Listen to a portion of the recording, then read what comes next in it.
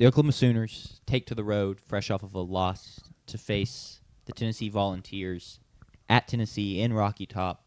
Night game. It's going to be a tough place to play. And largely due to that fact, Tennessee is favored by 3.5.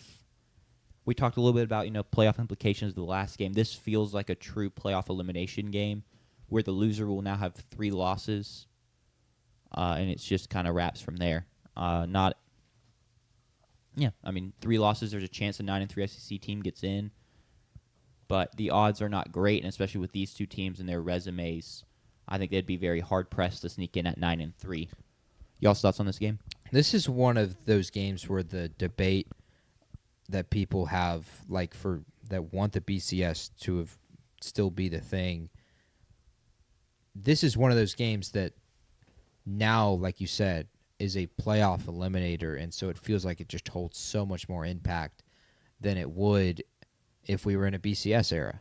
And I do understand the argument that, every game's going to have playoff impact, I guess, if we continue to expand, which I'm fine where we're at right now. But I think for this game, it classifies as one of those games that just has more impact because it's a playoff bid on the line, and making the playoffs for both of these head coaches would change a lot of things. For Josh Heupel, for Tennessee, can you imagine telling them at the beginning of the season that they are kind of like right now in a no excuses, you should make the playoff scenario because they have Oklahoma at home, who's kind of beatered and battered. They go to Florida, which they don't win in the swamp ever, but you better win it this year with Billy Napier fired. And then you host Vanderbilt. You beat up on Vanderbilt, and even if Vanderbilt's really good this year, you'll have that game at home as well on Rocky Top. Those are 3 wins. You have one other game. I think it's against a weaker school. Those are 4 wins. You're 10-2. They're in the playoff after the Nico Amaliava saga, and after everything that transpired there. Winning this game is putting them essentially 2 games away from being in the playoff. That would have huge implications for Josh Heupel in Tennessee. It would change so much about that fan base because it'd be a double positive of we back the crap out of you for doing what you did with Nico and his agent, and now you've made the playoff even without losing that, and a quarterback that just joined you in the spring. And for Venables in Oklahoma, it would at least put to bed the conversations for a little while of he can't coach in the SEC. He can't win consistently in the SEC. So this game I just think holds so much impact for both of these head coaches and both of these teams. Tennessee's going to wear their dark mode uniforms. They're going to wear their black uniforms. With white gloves. Because Oklahoma is going to wear white, I would assume. Probably. And so you can help on holding and pass interference calls, which is what you should do. 100%. Little tidbit there. Question for me is what we saw last week with Trinidad repeatable for Joey? Because Trinidad picked apart Oklahoma and that defense, and Joey has done that kind of all season as well. Offensively, they've been back to what Tennessee offense looks like. Can they do that against Oklahoma? On Oklahoma's side, do they have another step or any step at all? Because Tennessee's defense is not strong, at all. They're like Arkansas's offense or defense, just a little weaker, or not a little weaker, a little stronger. They've given up less than 34 points to a Power 4 opponent just once this season. Week 1 against Syracuse. That's it. Every other game against a Power 4 opponent, they've given up 34 points or more. On the flip side, Oklahoma, their highest points versus a Power 4 opponent this season is 26. Last week against Old Piss, which we argue is a weak defense, considering Georgia scored on them 7 out of 7 times. Their other 24 points are against Michigan and Auburn, which we think are good defenses. So maybe they do have the ability to get to that ceiling of 34 points or more. Something's got to give there. For me, my keys to this game are twofold. They're both quarterback-wise. Of course, the points matter a ton, but that matters in any game you ever play. Oklahoma has to use Mateer's legs because, like we said, this is a playoff eliminator. It does not matter if he gets hurt now. Nothing matters about his health going forward. This is it. The season is over if you lose. Throw out everything you can. Use them as much as you want. It's a playoff game is yeah, what it is. It should be and played in the same like way baseball teams approach, like, I mean, I guess we got to pitch to tomorrow's starter because this is a must-win game. These are all must-win games for Oklahoma and Tennessee. There's no reason to protect them from injury, and Tennessee has not done well against quarterbacks that are like John Mateer. Taylon Green had 100 yards. Excuse me. He had 100 yards against Tennessee on the ground if you take out his sacks on just 12 carries. And Gunnar Stockton had 9 for 66 yards and a touchdown if you take out his sacks as well. On the other side for Aguilar, Joey, throw picks or not throw picks. That is the story for them. And they're 2 of their 3 should have been losses. 2 of them were. 2 against Georgia, they lost 44-41. 2 against the Bulldogs, the other Bulldogs, State. They won in overtime 38-31. And then 1 against Bama. Just 1, but it was a pretty damn important one at the end of the first half. Ends up being a pick 6. It goes from a 2-point game all of a sudden to a 9-point game. And this game looks out of reach when it was actually a lot closer than you might think. Offense for Tennessee is going to have to carry them the rest of the way because at this point in the season, 8 games through, you are who you are. Your defense ain't getting any better anytime soon. You're just going to have to go out and outscore Oklahoma. And so those are my keys to the game, gentlemen. Yeah, one of your questions was, does Oklahoma have a step or another step offensively?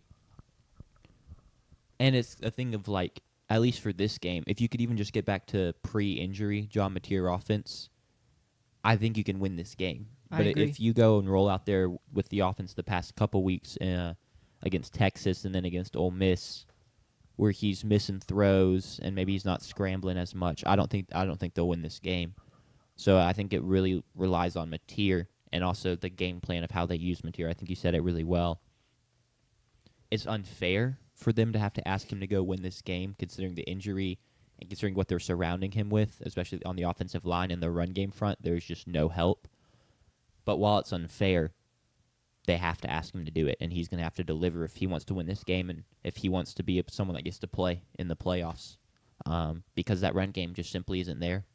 And Tennessee's defense has been bad, and their run defense isn't good, but their real weakness has been their pass defense. Yeah. I think their front is going to be good enough to hold up and limit the Oklahoma rushing attack. I don't think it's going to be a renaissance game, at least from the running backs. Mateer can have his success, right? But I don't think you're going to see Jaden Ott magically start getting a bunch of carries and cooking, because still crazy that he just has no factor in this offense at all. Who would have thought? Imagine if he was at Cal with JKS. Kind of sad. A little bit, but he got his money, so hopefully True. he's happy. Got his bag. But yeah, I think that's what it comes down to, is what can Mateer do for this OU team. Yeah. Because I expect Aguilar to have success like Trinidad did. Now maybe he throws a couple picks because he does that. Now a lot of times it ends up seeming to not be his fault. Can the receivers help him?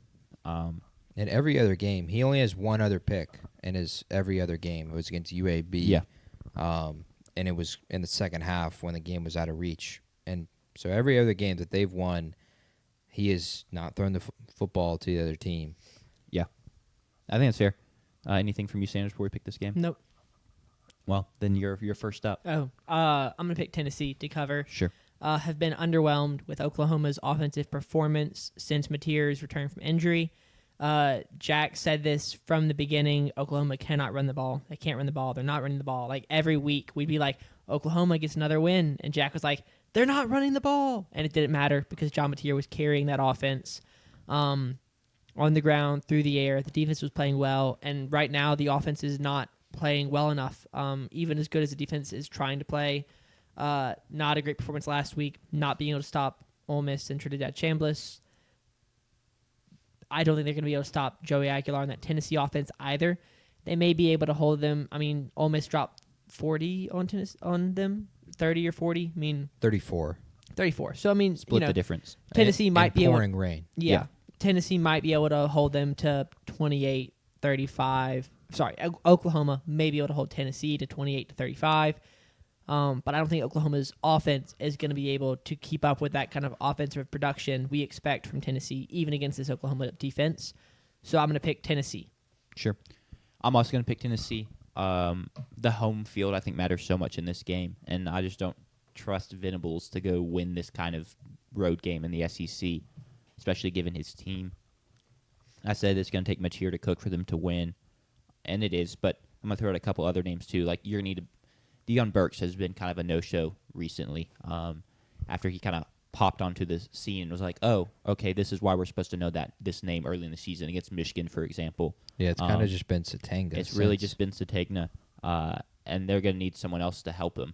And so maybe Deion Burks, resurgence game, but I'm going to take Tennessee to be able to score enough at home to win this game and cover the 3.5. I'm going to pick against y'all again. I'm going to Oh, wow. We're shaping up for disaster or glory for JP. Yes. I am going to continue to back my Oklahoma Sooners this year at least. Maybe this is my version of the Penn State Nittany Lions of last year for me. I'm going to take OU. I think that Tennessee defense is really, really weak, and I think Mateer and Venables will throw everything, the kitchen sink, whatever you want, into the playbook. They'll use everything they can, and I think Grubb and Mateer are going to score enough points to defeat Tennessee. I think I'm picking OU, though, more so because I have confidence in their defense, and I think their defense will make plays to impact this game. I think they'll turn Aguilar over, and I think OU will get a big win, keep their playoff dreams alive for at least one more week before they play at Alabama next week or in 2 weeks, if I'm not mistaken. Sure. So they'll keep it alive for at least one more week, and they'll shock the Vols up there on Rocky Top. If there was a game I could go to this weekend, it would be this game because Rocky Top in a night game is just a excellent environment, and I imagine it's going to be dynamic there this Saturday. But give me Mateer. Give me Boomer Sooner OU.